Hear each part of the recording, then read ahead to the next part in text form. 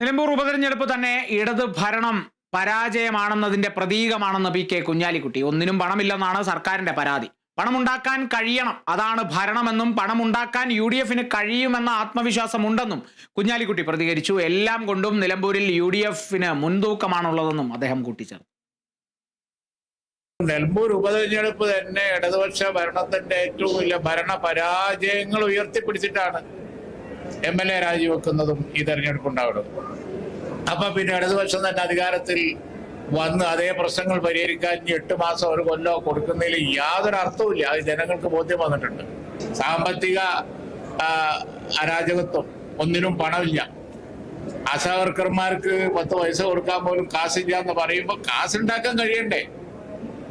കാശ് ഉണ്ടാക്കാൻ കഴിയണമല്ലോ, അതാണ് ഭരണം. പണം ഉണ്ടാക്കാൻ ഞങ്ങൾക്ക് കഴിയും. ആൾട്ടർനേറ്റീവ് അജണ്ട ഞങ്ങളുടെ കയ്യിലുണ്ട്. അത് ഞങ്ങൾ ഈ തെരഞ്ഞെടുപ്പ് പ്രചരണ വേളയിൽ ജനങ്ങളെ ബോധ്യപ്പെടുത്തിയിട്ടുണ്ട്.